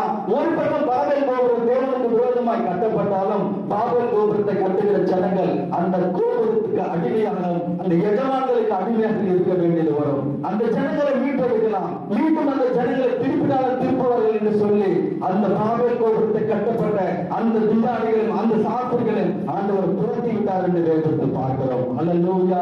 அப்படிப்பட்ட ஒரு நிலைமையில இன்றைக்கு அடிமையாய் வாழ்ந்திருந்த நம்முடைய வாழ்க்கை ஒரு நாரி போன நிலைமையில் இருக்கிறோம். அப்படிப்பட்ட நாட்டெடுத்த நிலைமையில் இருக்கிற நம்மளைதான் ஆண்டவர் அந்த சிரசன் அந்த கதவை திறந்து அந்த கல்லறையை திறந்து எடுத்து வெளியே வா லாசரே என்று அழைத்தது போல இன்னைக்கு நம்மளே கூட ஆண்டவர் நீ உள்ளே வா மகளே, நீ ஆணைத்துக் கொள்ள வா, நீ ஆணைத்துக் கொள்ள, உனக்காக நான் காத்திருக்கிறேன் சொல்லி உன்னை அழைத்த தேவன். இன்னைக்கு எத்தனை சாஸ்திர சம்பிரதாயங்கள் வேதங்கள் படித்திருந்தாலும் கூட அந்த கோயிலுக்குள்ளாக போய் உன்னால ஒரு கூந்தல் போட்டுக்க முடியாது, உன்னால ஒரு சோகம் சொல்ல முடியாது, உன்னால கண்ணுக்கு ஒரு கை வைத்து ஒன்றும் செய்ய முடியாது. அப்படிப்பட்ட அடிமையான வாழ்க்கை உனக்கு வேண்டாம். ஹல்லேலூயா. ஒரு ஊழியக்காரன் ஜெபிப்பதை போல நீ ஜெபிக்கலாம். ஒரு ஊழியக்காரன் உட்கார இடத்துல நீ உட்காரலாம், என் வேலை பாடல்கள் நிற்கிற இடத்துல நீ நிற்கலாம், என் வேலை பாடல்கள் பாடுற இடத்துல நீ பாடலாம். ஹல்லேலூயா. இது சமமுள்ள ஒரு வாழ்க்கையை கொடுப்பதுதான் ஆண்டவர் கொடுத்தார். அந்த லாசரு அழைத்தது போல ஆண்டவர் அவங்களை அழைத்தார். இந்த லாசருடைய வாழ்க்கையில ஒரு அழைப்பை கொடுத்த தேவன் தான் சொல்லுகிறார், எல்லாம் முடிந்தது. ஹல்லேலூயா. எல்லாம் முடிந்து போனது. எல்லாருமே எல்லா நன்மை சேர்த்து முடித்து விட்டேன் ஆண்டவரை, நான் திட்டமாக சேர்த்து முடித்து விட்டேன். சித்தத்தை நான் செய்து முடித்தேன் என்று சொல்லுகிறான். அல்லேலூயா. இரண்டாவது மூன்றாவது பார்க்கிறோம், பெருமை குருடன் தன் வாழ்க்கை இருளான நிலைமை, இதோடு என் வாழ்க்கை முடிந்து போனதுன்னு சொல்லி இருட்டான நிலைமையில் உட்கார்ந்து கொண்டு அவன் பிச்சை கேட்கிறவனாக இருந்தான். அல்லேலூயா. ஆண்டவருடைய பக்கமா வருகிறான். அவன் இருட்டிலே அவன் வாழ்க்கை முடிந்து போனவனை அதோடு விட்டு கொண்டாதபடிக்கு மீண்டும் அவனை கூப்பிட்டு, நீ குருடனாய் இருக்கிறாய், அல்லேலூயா, நீ பார்வையாளரை விரும்புகிறாய் என்று கேட்கிறான். யாராச்சும் கேட்பாங்களா அவங்களை பார்த்து? நீ பார்வையாளரை விரும்புறையா? ஒரு டாக்டர் கேட்பானா? பீசு கொடு, 2 லட்சம் ரூபாய் பீசு கொடு, உன் பார்வைக்கு ஒரு கண்ணு ஆபரேஷன் பண்ணி வைக்கிறேன்னு சொல்லுவான். அல்லேலூயா. இன்னைக்கு பணம் கேட்கிற இந்த காலகட்டங்களில் ஆண்டவர் சொல்லுகிறார், நீ பார்வையாளரை விரும்புகிறாயா? ஆமா ஆண்டவரே, நான் பார்க்க விரும்புறேன். உங்களிடத்துல இந்த காசு வேண்டாம், உங்களிடத்துல பணம் வேண்டாம் ஆண்டவரே, எனக்கு பார்வை கொடு ஆண்டவரே கேட்கிறான். எதை கேட்க வேண்டுமாங்க சரியா கேட்கலாம். அதுதான் நான் சொல்றேன், எந்த வாழ்க்கையை நம்ம சரியா தொடங்கணும் திட்டமிடுறோமோ அந்த வாழ்க்கையை சரியா முடிக்க நம்ம கற்றுக்கொள்ள வேண்டும். அல்லேலூயா. அதுக்குள்ள பார்த்து கேட்ட மாற்றத்தில் அவர் சொல்றாங்க, விசுவாசிக்கிறாயா நான் தருவேன் என்று சொல்லி பெற்றுக்கொள். அல்லேலூயா.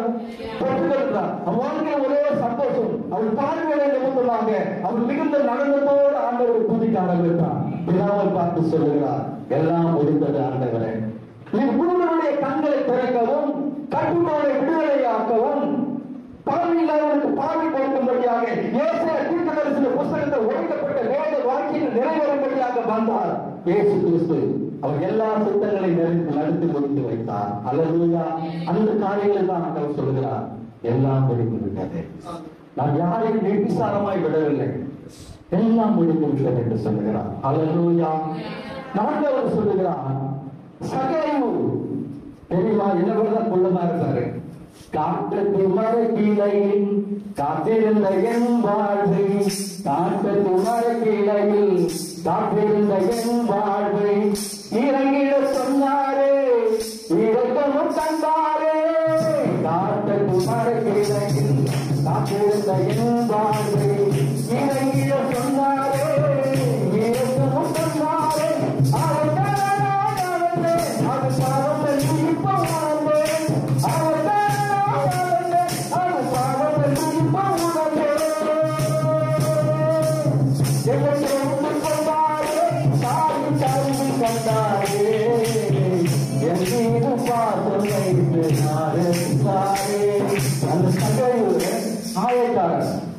அந்த சகை பார்த்து சொல்றாரு, அவன் ஒரு ஆயக்காரனா இருக்கிறான், வெட்கப்படுறான். என் வாழ்க்கை வட்டிக்கு பணம் விட்டு வட்டிக்கு காசு வாங்கி மக்களை கொடுமைப்படுத்தி என் வாழ்க்கை ஒரு முடிவு போன ஒரு நிலைமை. தேவனுக்கு எனக்கு ஒரு சம்பந்தம் இல்லாத ஒரு வாழ்க்கை. நான் ஒளிந்துதான் பார்க்க முடியுமே தவிர நான் அவருக்கு நேருக்கு நேராக முகமுகமாக தரிசிப்பதற்கு அருகதை அற்றவர் என்று சொல்லி அவன் காட்டுக்கு மரத்தில் ஏறி உட்கார்ந்து பார்த்து கொண்டு இருக்கிறான். நம்முடைய நிலைமை பார்த்தீங்களா? இன்னைக்கு ஆண்டவரத்துல சில நேரம், ஐயோ நான் தப்பு பண்ணிட்டேன், குடிச்சிட்டேன், நான் ஒரு பாவம் பண்ணிட்டேன், இன்னைக்கு நாட்டுகள் நான் திருவிழத்தை எடுத்துக்க மாட்டேன், ஓடி ஒதுங்குவோம். அதோட லைஃப் ஒதுங்குதான் முடிஞ்சு போச்சு. அல்லேலூயா. ஆனா ஆண்டவர் அதை பார்க்கிற தேவன் அல்ல, உனக்கு ஒரு தருணத்தை உண்டாக்குகிற தேவன். அந்த சகையை கூப்பிட்டு, சகையவே நீ இறங்கி வா, 1000 எதிர்ப்புகள் என்னுடைய மத்தியில் இருந்தாலும் கூட நீ எனக்கு தேவை, இறங்கி வா. அல்லேலூயா. இதுக்கு உங்கள் மத்தியில் எத்தனை எதிர்ப்புகள் இருந்தாலும், எத்தனை போராட்டங்கள், எத்தனை கட்ட பழக்கங்கள், எத்தனை தேவனை கிட்டு சேர முடியாத பாவங்கள் உனக்கு இருந்தாலும் கூட ஆண்டவர் சொல்கிறார், உன் பாவத்தை நான் துடைப்பேன், நீ என்னோடு கூட கிட்ட சேரு. அல்லேலூயா. என் கிட்ட வா என்று சொல்லுகிறார் ஆண்டவர். ஆண்டவர் சகையை இறங்கி அன்றைக்கு அவன் கிட்ட தங்குற மாத்திரத்தில் அவன் வாயிலிருந்து வந்த வாக்குமூலம் என்ன தெரியுமா? அல்லேலூயா. சகையை சொல்லுகிற, ஆண்டவரே நீ என் வீட்டில் தங்க நிமித்தமாக நான் யாருக்கு 2 வாங்கினாலும் அவருக்கு 4 திருப்பி கொடுப்பேன். அல்லேலூயா. யாருக்கு கொடுப்பு பண்ணினாலும் இன்னால கொடுப்பு பண்ணால் அவனுக்கு 2 திருப்பி கொடுப்பதற்கு சகையை வாக்குமூலம் கொடுத்தார். அல்லேலூயா. ஆண்டவர் அதைதான் எதிர்பார்த்தார் பிதாவானவர். இப்பேற்பட்ட மனம் திரும்புதலை தேவன் எதிர்பார்த்தார். இந்த மனம் திரும்புதலை கேட்ட ஒரு கனியை செய்து முடித்ததுனால தான் ஆண்டவர் சொல்லுகிறார், அதை சரியாக செய்து முடித்ததாலே ஆண்டவரே நான் செய்து முடித்தேன். அல்லேலூயா. இவர்களை செய்து முடித்ததாலே அவர்களெல்லாம் எல்லாம் முடிந்தது என்று சொல்லி தலையை சாத்தினார். அல்லேலூயா. இன்னைக்கு நம்முடைய வாழ்க்கை நினைச்சு பாருங்க, எதை நம்ம இன்னும் முடிக்காம இருக்கிறோம். அல்லேலூயா. முடிக்க சீக்கிரம். எல்லாம் சொல்றாங்க, சீக்கிரம் முடிங்கப்பா, நீ முடிப்பா முதல்ல. அவன் நல்லதையா ஆண்டவர் நம்மளுக்கு ஜெயமாய் முடிக்க செய்கிற தேவன்.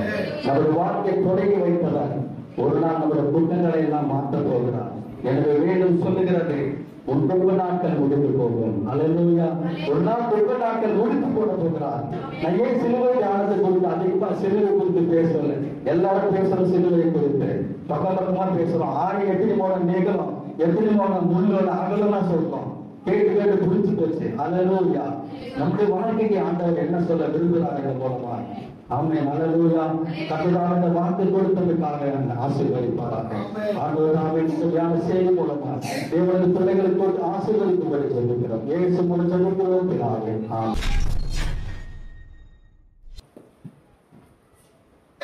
சந்தோஷமா இருக்கலாம். கையை உயர்த்தி ஒரு ஆமென் சொல்லலாமே.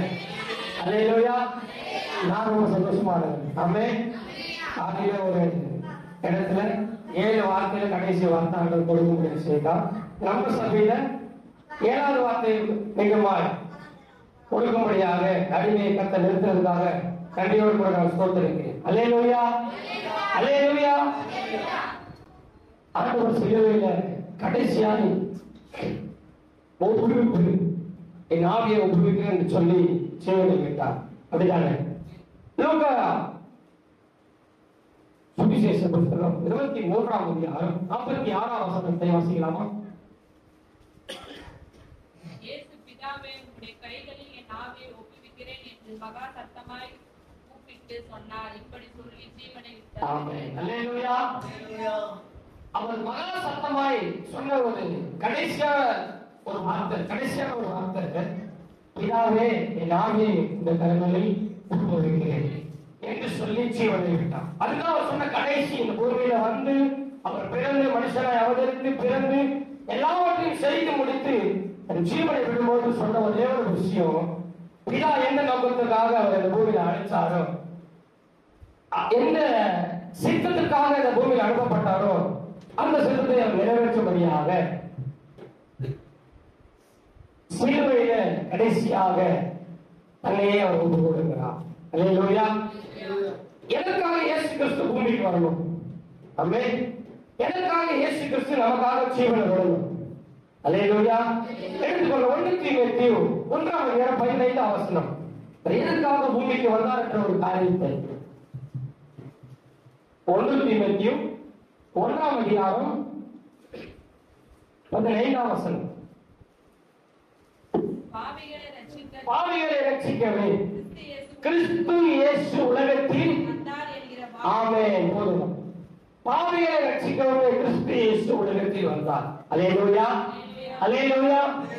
அவர் பாவிகளை ரட்சிக்கும்படியாக இந்த பூமிக்கு வந்து 33 வருஷம் இந்த பூமியில வாழ்ந்து அநேக பேரை ரட்சித்து அநேக பேரை சொந்த கர்த்தரை சொந்த தெய்வமாக ஏற்றுக்கொண்ட அவருடைய காலகட்டங்களில அவர் பிதாவின் சித்தத்தை செய்யும்படியாக இந்த பூமிக்கு வந்து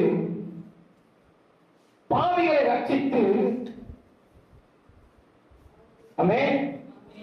பிதா எந்த நோக்கத்திற்காக சித்தத்திற்காக மனுஷகுமாரனை இந்த பூமிக்கு அனுப்பினாரோ அதை அவர் நிறைவேற்றி முடித்து பிதாவினால் அனுப்பப்பட்ட அவர் மீண்டும் பிதாவிடத்தில் தம்முடைய ஆவியை ஒப்புக் கொடுத்தார். அல்லேலூயா. அல்லேலூயா.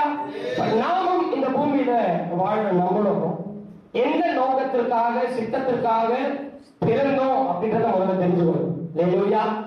அல்லேலூயா. நம்ம சபையில உட்கார்ந்து இருக்கிற ஒவ்வொருவரும் சித்தம் இல்லாம தீர்மானம் இல்லாம முகாந்திரம் இல்லாம யாரும் நம்ம சபையில ரட்சிக்கப்பட்டு உள்ள உட்கார்ந்து இருக்க முடியும். அல்லேலூயா. அல்லேலூயா. 2002 நான் பிறந்த போது டாக்டர் சொல்லிட்டாங்க, எல்லாருக்கும் தெரியும். டாக்டர் சொல்லிட்டாரு 21 நாள் அம்மா பெட்ல இருக்கிறாங்க. டாக்டர் சொல்லிட்டாரு 2 உயிரில ஒரு உயிர் தான் காப்பாற்ற முடியும். அப்போ அந்த 2 உயிரில ஒரு உயிர் காப்பாற்றப்பட முடியும் என்று டாக்டர் சொல்லி சைன் வாங்கி போயிட்டு ஏதாவது ஒரு உயிரை காப்பாற்றப்படும், மனைவியின் உயிர் காப்பாற்றப்பட முடியும் சொல்லி சைன் போட்டு கொடுத்தாச்சு. எல்லாம் முடிஞ்சது. சொன்னதுக்கு அப்புறம் டாக்டர் ஆபரேஷன் உள்ள போறாங்க. ஆனா அதுக்கு முன்னாடி ஒரு காரியம், நான் இந்த பூமியில பிறக்கணும், சித்த சித்தம் அவருடைய சித்தம் இல்ல. நான் பிறக்கணும், இந்த பூமியில பிறக்கணும், நான் வாழணும், இந்த மாதிரி ஊழியத்தை செய்யணும் அப்படின்னு ஆண்டவர் என் மேல சித்தம் வைக்கல அப்படின்னா 2 உயிரை 1 உயிர் காப்பாற்றப்பட்டது. அல்லேலூயா. கையெழுத்து போட்டு உள்ள போயிட்டு பின்னாடி அதுக்கப்புறம் டாக்டர் மறுபடியும் வராங்க. நகமுடைய பேஷண்ட் யாரு வாங்க சொல்லும் போது, நகமுடைய அக்கண்டர் யாரு வாங்க சொல்லும் போது 2 உயிரை காப்பாற்றப்பட்டது அப்படின்னு டாக்டர் சொல்றாங்க. அல்லேலூயா, அல்லேலூயா. கர்த்தர் என்னை தாய் கர்ப்பத்திலிருந்து பிரித்தெடுத்ததுக்கு ஒரு நோக்கம் உண்டு. அல்லேலூயா. எனக்கு அந்த சித்தம் என் மேல இல்ல, என் சித்தம் என் மேல நோக்கம் அது எதுவுமே என் மேல ஆண்டவர் என்ன இருக்கிறார் அப்படின்னா இன்னைக்கு நான் பிறந்திருக்க முடியாது, உங்க மத்தியில நின்று அவரோட வார்த்தை சொல்ல முடியாது. அநேக கிராமங்களில பட்டணங்களில அநேக அதர் ஸ்டேட்ல போயிட்டு கர்த்தருடைய ஊழியத்தை செய்ய முடியாது. அப்ப ஏதோ ஒரு நோக்கம், அப்ப எனக்கு மட்டும்தான் அப்படின்னா இல்ல, எல்லாருக்கும் ஒரு நோக்கம் கர்த்தர் வைத்திருக்கிறார். அல்லேலூயா. நம்முடைய வாழ்க்கையில ஒரு 3 நிலைகளில ஒப்பு கொடுத்து எப்படி ஒப்பு கொடுத்தா நம்முடைய வாழ்க்கையில ஒரு சித்தம் என்னது மட்டும் நம்ம தெரிஞ்சுன்னு அந்த வார்த்தையை முடிக்கலாம். நீதிமொழிகள் 16ஆம் அதிகாரம் 3ஆம் வசனம். நீதிமொழிகள் 16ஆம் அதிகாரம் அந்த 3 நிலைகளையுமே அந்த 16ஆம் அதிகாரத்தில் நான் சொல்லி முடிய போறேன். நீதிமொழிகள் 16ஆம் அதிகாரம் 3ஆம் வசனம். உன் செய்கைகளை கர்த்தருக்கு ஒப்புவி, அப்பொழுது உன் யோசனைகள் உறுதிப்படும். அல்லேலூயா. இன்னைக்கு இந்த பூமியில வாழற நாம நம்முடைய செய்கைகளை கர்த்தருக்கு ஒப்புவிக்கிறோமா அப்படின்னா நிறைய பேர் இல்லை. அல்லேலூயா. அதனாலதான் நம்ம செய்கிற ஒவ்வொரு காரியமும் தோல்வியில போய் முடியுது. நம்ம செய்யற ஒரு பிசினஸ் கூட வாய்க்க மாட்டேங்குது.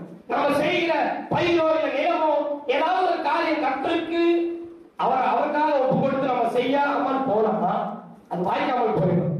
அல்லேலூயா. அவரை முன்பதாக வைக்காமல் எந்த ஒரு காரியம் செய்தாலும் அது உறுதிப்பட்டு இருக்காது.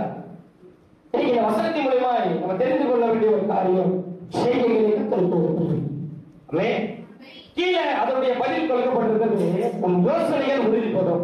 இந்த பூமியில வாழ நாம ரசிக்கப்பட்ட நாம இன்னைக்கு ஒவ்வொரு நாளும் நம்ம என்ன செய்யணும், காலையில எழுந்து நம்மளுடைய வாழ்க்கையில நம்ம என்னென்னலாம் செய்ய போறோம், என்ன செய்யறோம் எல்லாத்தையுமே ஆண்டவர் சமூகத்தில் ஒன்று கொடுத்து நம்ம ஆதரிக்கும் போது அதுக்கப்புறம் செய்கிற எல்லா யோசனைகளும் உறுதிப்படும். அல்லேலூயா.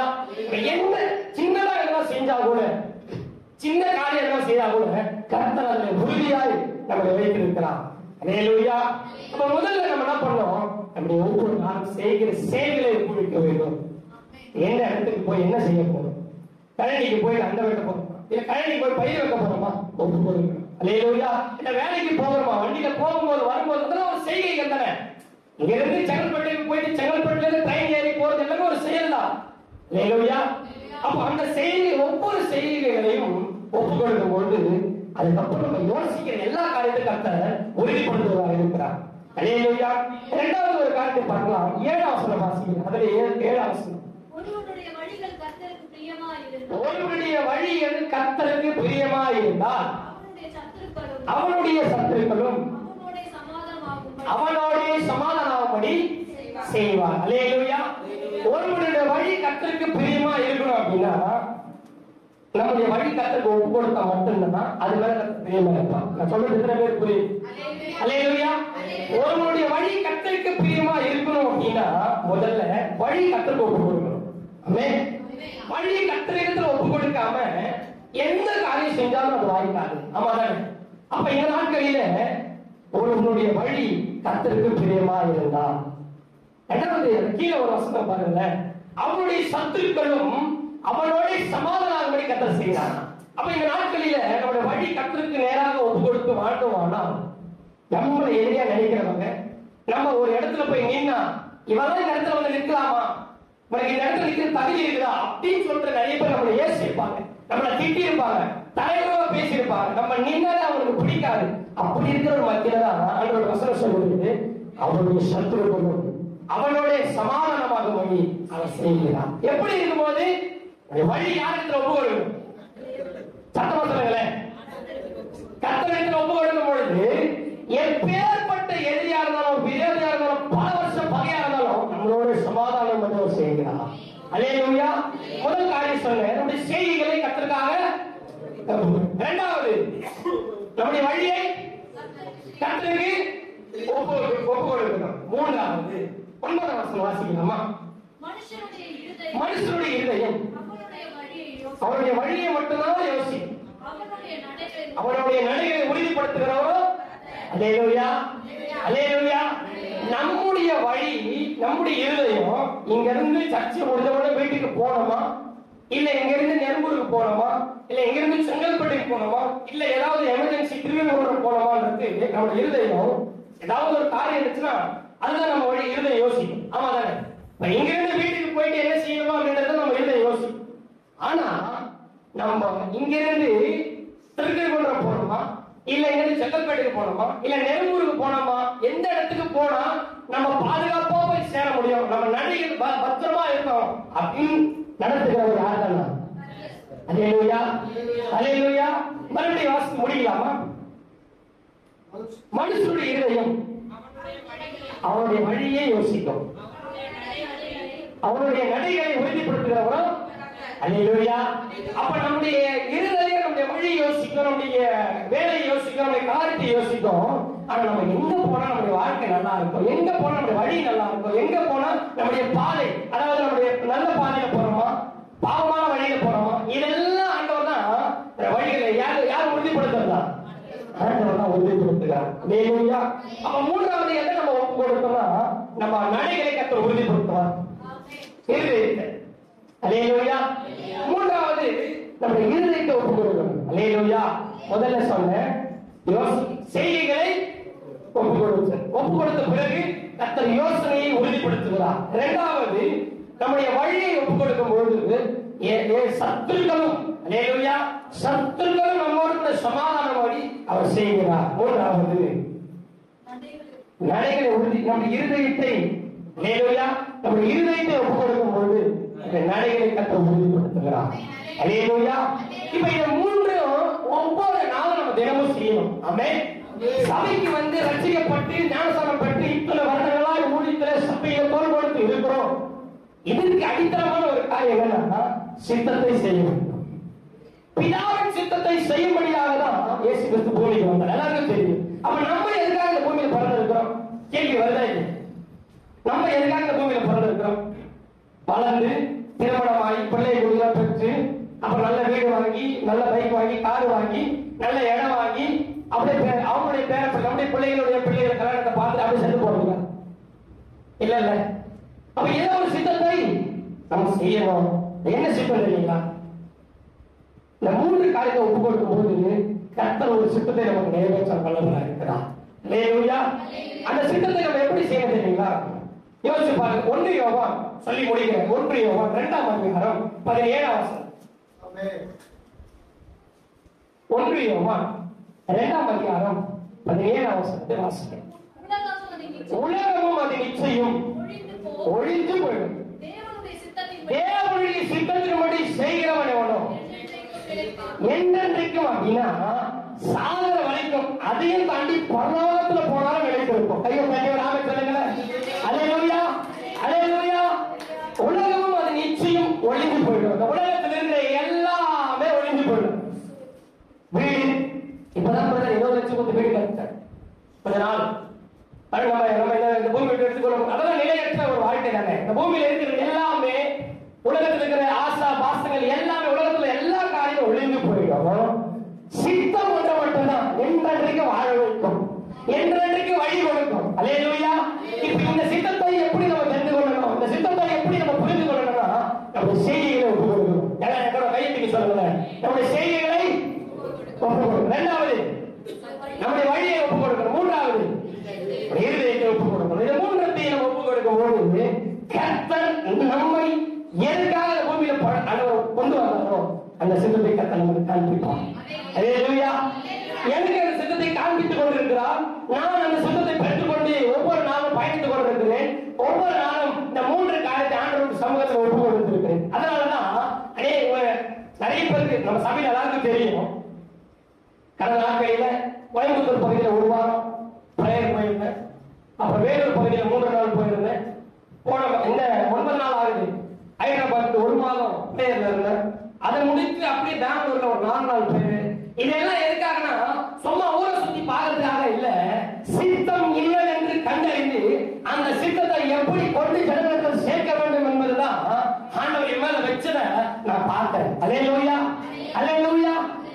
சித்தங்க. இதே போல நம்ம சபையில என்னென்ன சித்தத்தை புரிந்து கொண்டு நாம செயல்பட ஆரம்பிச்சோம் அப்படின்னா, இந்த கிராமத்துல நம்ம சபையை கர்த்தர் உயர்த்தி நம்ம கிராமத்தை கர்த்தர் ரட்சித்து பெரிய காரியங்களை கடைசி செய்வார். அல்லேலூயா.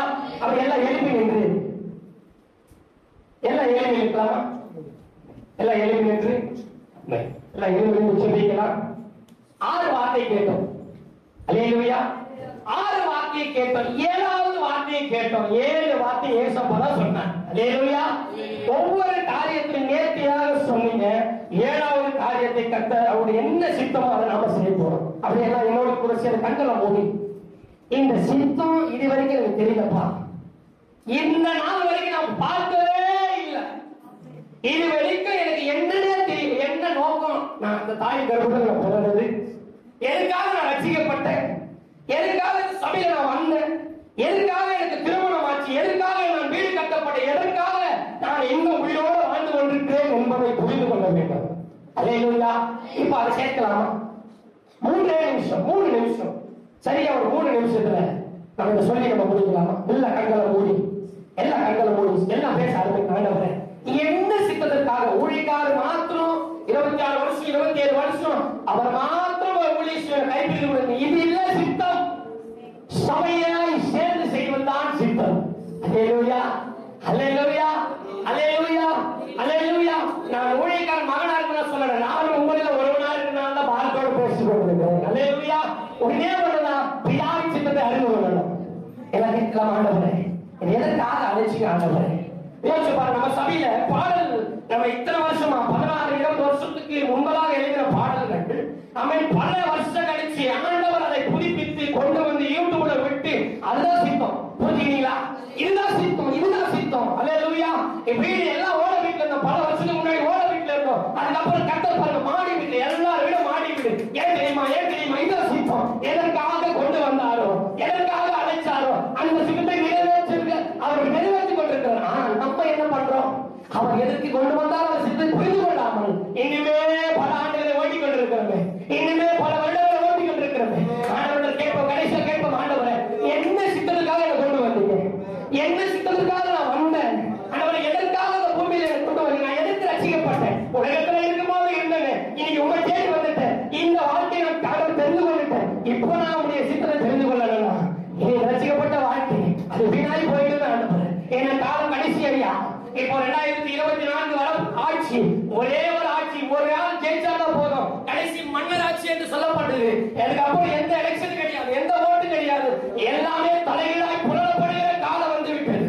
ஆகையால சித்தம் என்று அறிந்து கொண்டு இருக்கிற இடத்துல ஆண்டவரே என்ன சித்தமோ அதை நான் செய்வேன் என்று ஒவ்வொரு வாய்ப்பு சொல்லலாமா? ஆண்டவர் என்ன சித்தத்திற்காக கொண்டு வந்தீங்கப்பா, என்ன சித்தத்திற்காக கொண்டு வந்தீங்கப்பா, என்ன சித்தத்திற்காக கொண்டு வந்தீங்கப்பா. உங்களுடைய சித்தம் எது என்று தெரியாம பல ஆண்டுகள் ஓட்டிக்கிறேன், உங்களுடைய சித்தம் எது என்று தெரியாமல் எத்தனை வருடங்கள் நான் கழித்து விட்டேன். இன்னைக்கு நான் புரிந்து கொண்டு என்னோட எத்தனை பேர் பேசுறீங்க, என்னோட எத்தனை பேர் பேசுறீங்க? நான் மாத்திரம் சொல்வது அல்லப்பா, என்னோட சேர்ந்து கேட்போம். ஆண்டவரே உங்களுடைய சித்தத்தை நான் செய்ய வேண்டுமே, ஆண்டவரே உங்களுடைய சித்தத்தை நான் செய்ய வேண்டுமே, ஆண்டவரே. ஆண்டவரே எத்தனை நேரம் ஆண்டவரே உங்க வீட்டு தொலை போனேன், எத்தனை நேரம் உங்க வீட்டு பின்வாங்கி போனேன், எத்தனை நேரம் ஆசீர்வாதத்தை பெற்றுக் கொண்டு நான் கூடி குறுகி உட்கார்ந்த நாட்கள் ஆண்டவரே. இன்னைக்கு உங்களுடைய சித்தத்தை பெற்றுக் கொண்டு ஆண்டவரே நீர் எப்படி பிதாவின் சித்தத்தை செய்து முடிச்சீங்களோ, இந்த உண்மையில எப்படி ஒப்பு கொடுக்கப்பட்டீங்களோ அப்படியே நாங்களும் எங்களுடைய சரீரத்தை, இருதயத்தை, யோசனையை, வழிய எல்லாவற்றையும் உமக்கு நேராக ஒப்பு கொடுக்கிறோம்.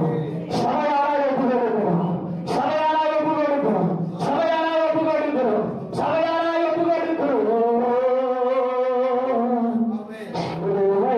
சத்தம் அதை யார் கேட்பது? சித்தம் அதை யார் செய்வது? சிலுவை சத்தம் அதை யார் கேட்பது? தேவன் சித்தம் அதை யார் செய்வது? வாலிபாலே திருச்சபையே வருவாயா, பேருருவாய் திருச்சபையே, திருச்சபையே வருவாயா, பேருருவாய். சிலுவை சத்தம்